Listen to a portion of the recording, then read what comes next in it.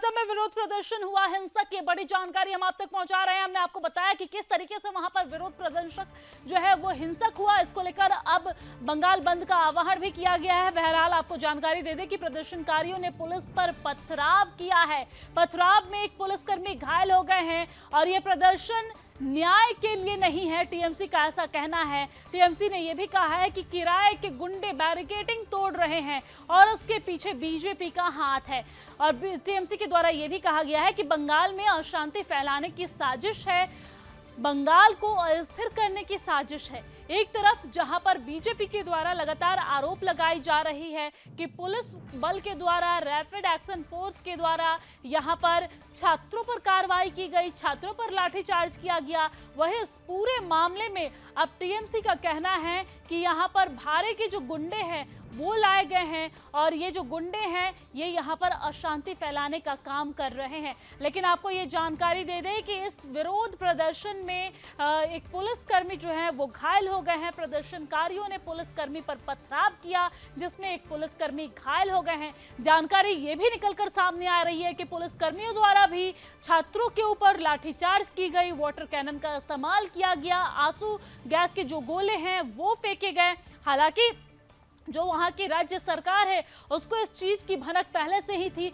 उसे पता था कि यहाँ पर जो विरोध प्रदर्शन हो रहा है ये हिंसक हो सकता है और इसी के मद्देनजर तमाम तैयारी सुबह से ही की गई थी। हमने आपको तस्वीरें भी दिखाई कि किस तरीके से सुबह से ही यहाँ पर जो पुलिस फोर्स की तैनाती है वो भारी संख्या में की गई थी और दूसरी तरफ यहाँ पर प्रदर्शनकारी थे, बीच में बैरिकेडिंग था। लेकिन जो प्रदर्शनकारी है उनका प्रदर्शन इतना उग्र हो गया कि बैरिकेडिंग को तोड़ते हुए, दीवार को तोड़ते हुए, वहां पर लोहे का एक दीवार था उसे तोड़ते हुए प्रदर्शनकारी उस पर चढ़कर नारेबाजी कर रहे थे, जिसके बाद प्रदर्शनकारियों द्वारा पथराव भी किया गया पुलिस बल पर और उसके बाद पुलिस बल कार्रवाई करते हुए यहां पर प्रदर्शनकारियों पर लाठी चार्ज किए, जिसमें एक प्रदर्शनकारी जो है वो लगातार उसके खिलाफ, पुलिस की कार्रवाई के खिलाफ अब न्याय की गुहार लगा रहे हैं। लेकिन इन सब के बावजूद अब बड़ी जो जानकारी निकलकर सामने आ रही है वो ये है कि कल बंगाल बंद रहेगा। बंगाल बंद का आह्वान यहाँ पर बीजेपी के द्वारा किया गया। छात्रों के ऊपर जिस तरीके से पुलिस के द्वारा कार्रवाई की गई प्रदर्शन के दौरान, और उसी को लेकर अब बीजेपी ने इस पर ऐलान कर दिया है कि कल 12 घंटे के लिए बंगाल बंद रहेगा। यानी कि कल सुबह 6 बजे से शाम 6 बजे तक बंगाल बंद रहने का ऐलान यहाँ पर बीजेपी के द्वारा किया गया है।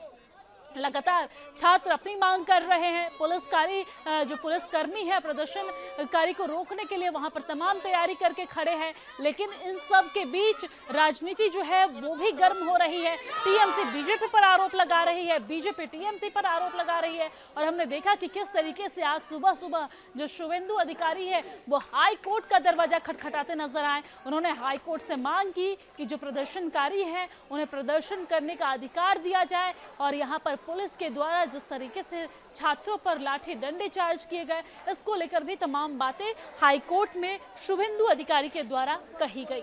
बहरहाल ये तस्वीर जहां पर पुलिस और प्रदर्शनकारी के बीच यहां पर जो हिंसक प्रदर्शन है वो देखने को मिला, पुलिस और प्रदर्शनकारी के बीच यहां पर झड़प देखने को मिली। प्रदर्शनकारी जो हैं वो पुलिस बल पर पथराव करते नजर आए तो वही पुलिसकर्मियों के द्वारा प्रदर्शनकारी पर लाठी चार्ज किए गए, आंसू गैस के गोले छोड़े गए, वाटर कैनन का इस्तेमाल किया गया। लेकिन इन सब के बीच अब टीएमसी का ये कहना है कि ये प्रदर्शन न्याय के लिए नहीं है, किराए के गुंडे यहाँ पर बैरिकेडिंग तोड़ रहे हैं। उन्होंने ये भी कहा, यानी कि टीएमसी के द्वारा ये भी कहा गया है कि इसके पीछे बीजेपी का हाथ है।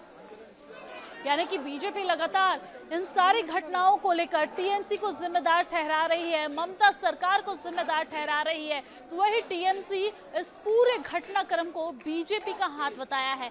टीएमसी के द्वारा कहा जा रहा है कि किराए के गुंडे बैरिकेडिंग तोड़ रहे हैं, यानी कि जो प्रदर्शनकारी छात्र हैं उसे बीजेपी के गुंडे बताए जा रहे हैं और तमाम जो राजनीति है वो इस पूरे मामले पर तेज है। टीएमसी के द्वारा ये भी कहा गया है कि बंगाल में अशांति फैलाने की साजिश है। साथ ही साथ टीएमसी ने ये भी कहा है कि बंगाल को अस्थिर करने की साजिश है।